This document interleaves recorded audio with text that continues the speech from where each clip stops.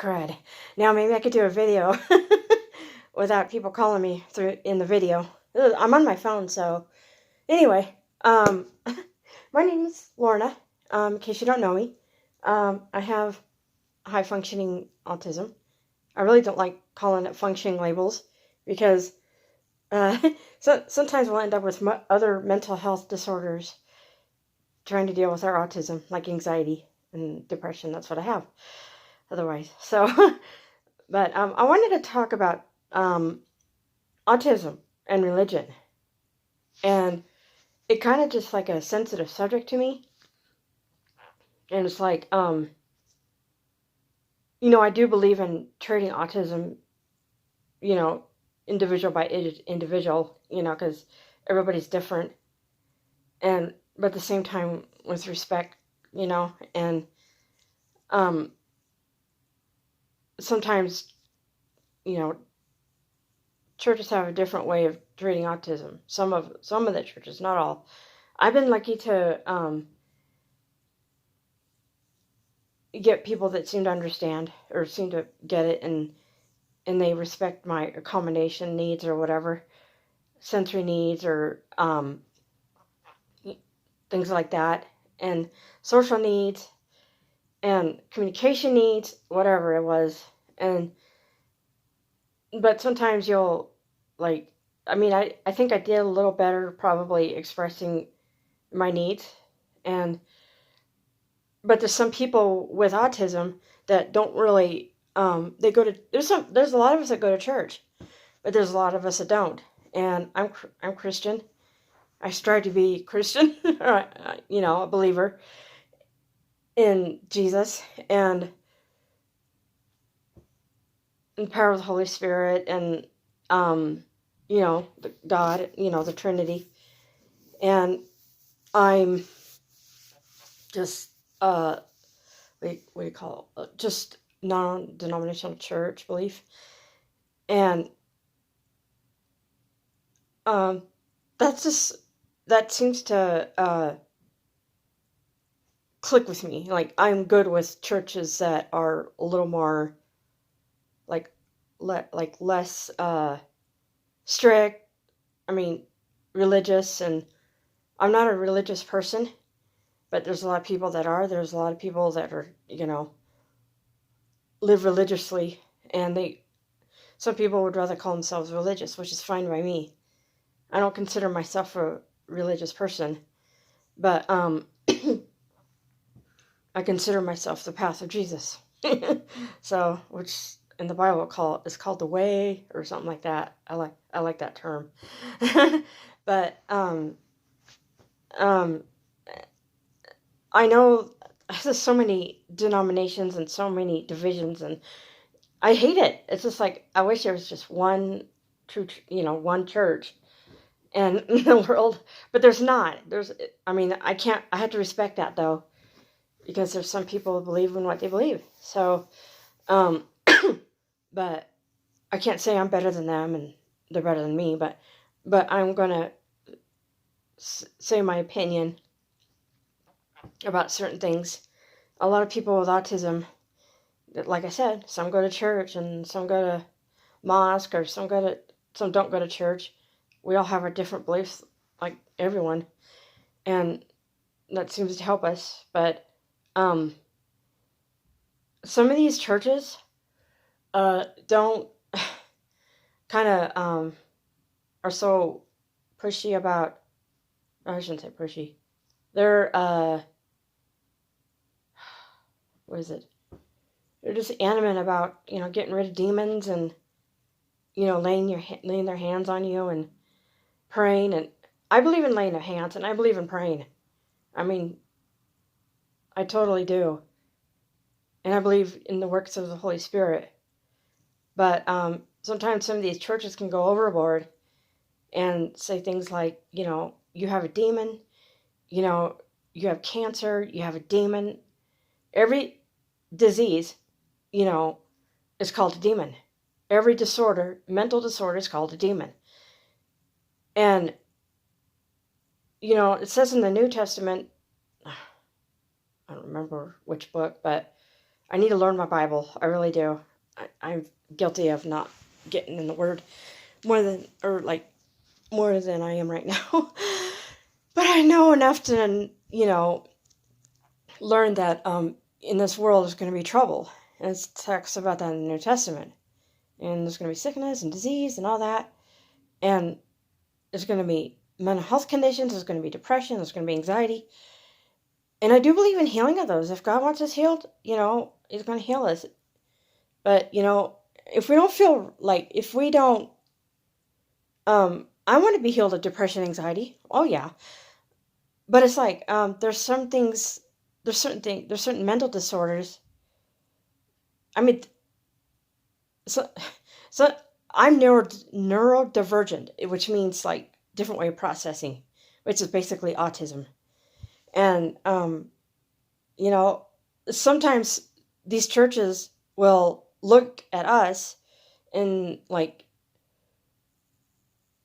see as like a detriment or illness or like a demon,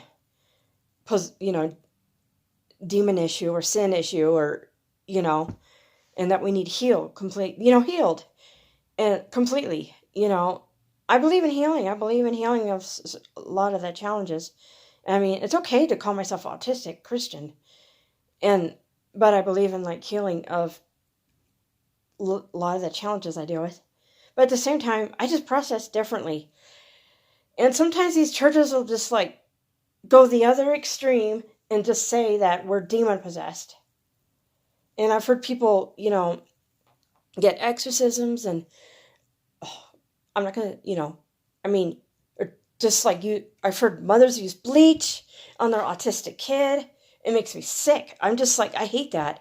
And I'm going to be honest. I'm going to be blunt. I'm going to be blunt. I try to be nice about it, but like, it's sickening. And, what else do they do? I don't know. But whatever they use, and it's like, it just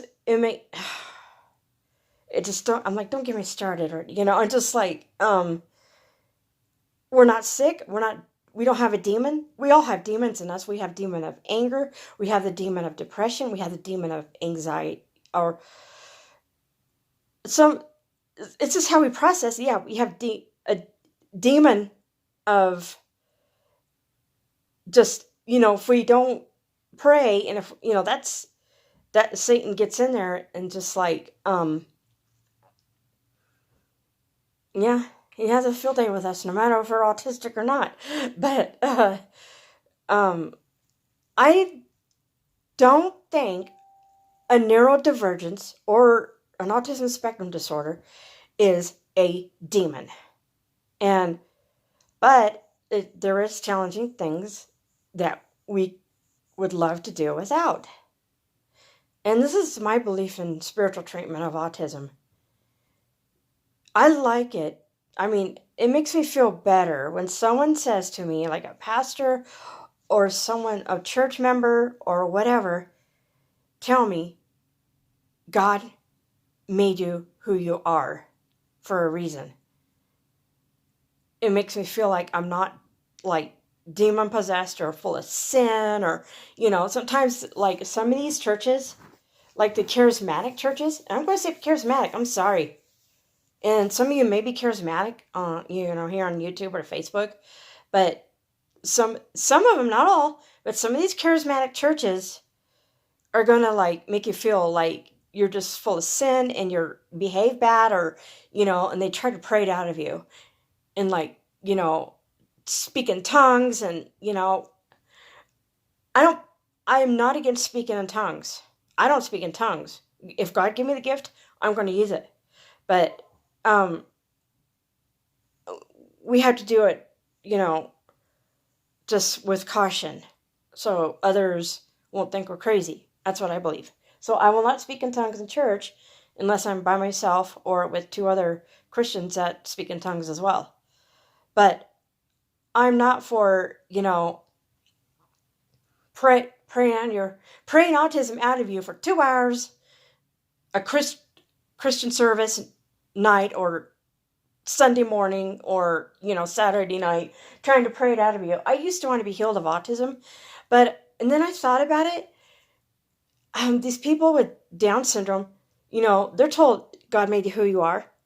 One time when I was a caregiver to a guy with cerebral palsy and developmental delays, he was like 50 years old, and he was like the head of a 5-year-old.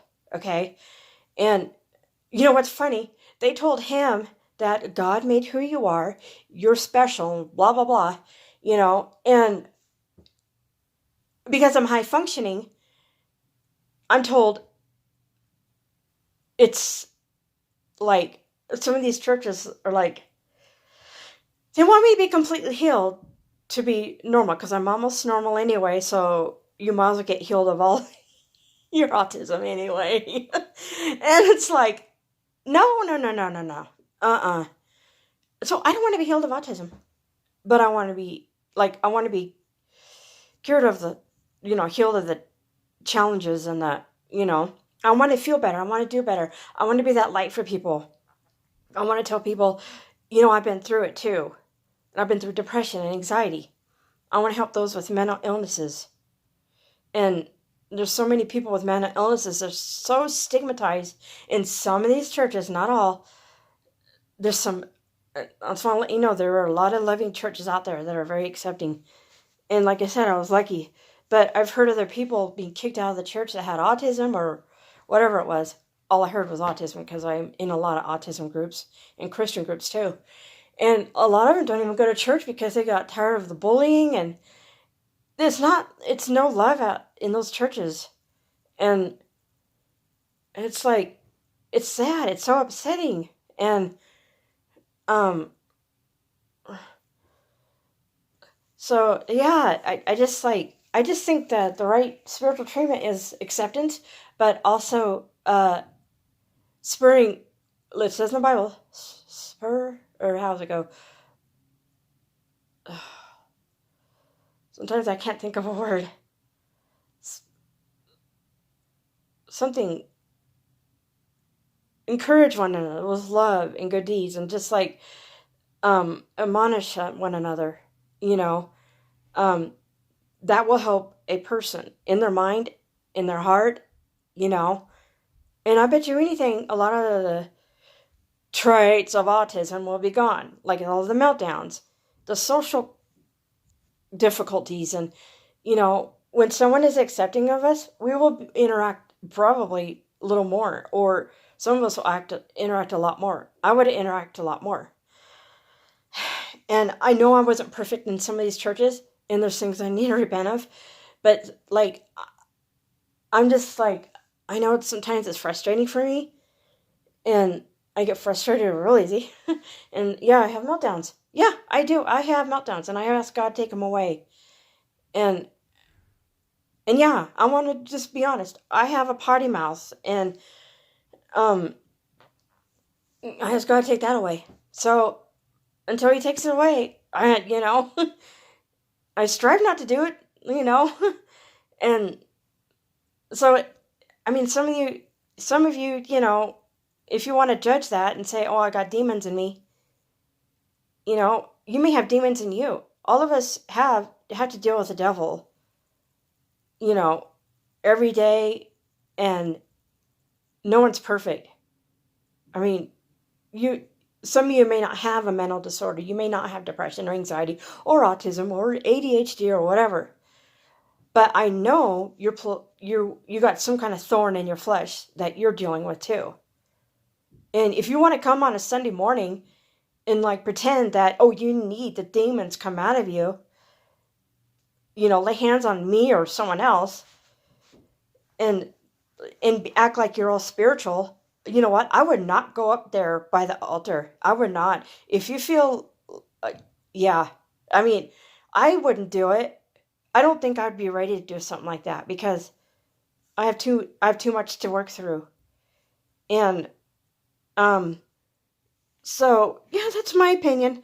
All it is like love, love,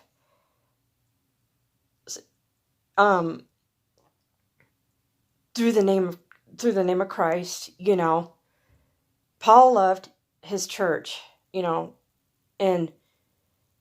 in the New Testament, I mean, he loved. He just loved. And he didn't like say, oh, you need prayer and the hands laid on you. You got a demon. People would come probably, when it came to Peter, if they wanted help with a disease or whatever, they would go. And that's fine. But if, someone wants to compare autism to a demon, I find that offensive. So it's just how my brain processes. You know what the real demon is? Hypocrisy. Oh my gosh. It's that, that's the biggest, one of the biggest is pride, and I just, it's one of the, demon of pride. And I'm sorry, I keep moving my phone.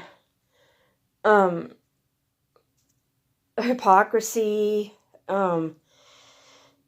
putting yourself, you do it more than you realize when someone puts themselves above another person just because they have a demon possession of a disease or whatever. What if it's God's will that he doesn't heal you and you pray and pray and pray? And it's like, are you still having the faith? I'm having the best faith I can have, and, and, I bet there's stories that maybe autism was healed or just became easier to deal with. Everybody has their thing. But my thing is like, I am not going to be told it's part of the devil or I was told by a woman, I went to visit a church, and I asked her if I can get some of my challenges of autism healed. But there's a other part of autism that's a gift. I told this woman at the altar, and she told me that that's the lie from the devil. And I'm like, I was disgusted. I didn't like it. I didn't like what she said. And I just went back. I didn't even go back to my seat. I went outside, got some fresh air, and I bawled. And I don't like being told stuff like that. I mean, I was thinking about kids with Down syndrome. Are they demon possessed? I don't think so. I think there's a lot of good qualities about kids with Down syndrome. They're loving, they're sweet. They're very friendly and very fun. And there's a lot of us with autism that have good memories, are genuine. A lot of us are genuine. We're not perfect, none of us are perfect, not even a kid with Downs. And I've heard that we are very loyal friends, and we have certain gifts that we're really good at. And I try to be, even though I try to be a good friend, I don't think I would understand things that I do now if it weren't for autism, because I feel like I think kind of outside the box. A lot of us think outside the box, and if I didn't have autism, I probably wouldn't so much. I don't know where I would be. But we're more connected with outer things, we're not we're not that way, or just, and we like things a certain way. And some of us can call us inflexible. But, a person without autism, they can have issues too. Even though one of those people that stand up by the altar and like that one woman telling me that it's a lie from the devil to accept autism. She could be she could have been going through a divorce for all I know. She could have had marital problems. And just things like that. I think we just need to accept each other and love each other for who we are. And if you want a healing, go get a healing, and, go to God. I used to ask for healing of my autism because I got tired of it sometimes. And I mean, I think a lot of it is just like, then I just wasn't thinking back then. I was just like emotionally, like, I was going through a depression too, and it accentuated autistic traits. I think depression and anxiety can accentuate autism. I really do. And sensory issues and, um, social issues. Yeah. And when I go through anxiety, I tend to do the repetitive things. And yeah, if like the movements, like I have stimming behavior, stimming sometimes where I kind of move my hands a lot or rock or, I used to have certain stims when I was a kid that was different than now. And like it calms us down and soothes us. Demons don't calm us down. They don't calm us down. They make us feel worse. And I don't believe that's a demon. And like a typical person that doesn't have autism, they'll probably sit there, bounce their leg, or, I mean, who knows? Like maybe some people consider that as demon, that we look like a demon or something. I could be wrong. I don't want to assume, but like I said, some of these churches will assume that we have a demon in us and that we're accepting the devil's lies or whatever for accepting autism and living with it, or and but I guess that's all I wanted to say. You know there's one thing I want to bring up, like there's so many special needs people out there that are so kind and so friendly and fun and innocent, and like they do nothing compared, like they just like so friendly. They want a friend. And I was a caregiver to this guy. I took him to church with me, and he loved going up front and just kind of, soaking in the Holy Spirit. That was so cute, And this lady, up front there was standing by him, and she's like, God made you special and all that. And she was accepting of him and blah, blah, blah. And, and, I've been through times probably with people in that church that would probably would be like, if I told somebody that I want to just accept my autism, they would be like, sometimes I feel like they would still say it's a lie from the devil, but they will accept the guy I took care of, his disability, but they won't accept mine because seem normal, and a lot of things probably to them look like sin, whether it's anger or meltdown, obsessing about a certain topic or subject, or being stuck on something, probably, yeah. That's what makes me mad. I don't want to be fixed. I don't want to be tried to be cured, or, there's some things I would like cure of, but I mean, I don't care. I'm just done, worrying about what people think about my autism, but also been at churches that were very accepting and, of my autism. And I appreciate that. I still miss my church in Dallas, Texas. I still, with all the coronavirus happening and stuff, we meet online. So yeah, I listen to what's, the online services, but, and then I talked to a few friends there because they were very accepting me because I was in a special needs ministry, and I'm not going to be ashamed of accepting my special needs. I don't care what anybody thinks. If they think I'm just doing this for sympathy, no, if people try to tell me, oh, you gotta accept life, then, I just accept my differences, which is my autism, and,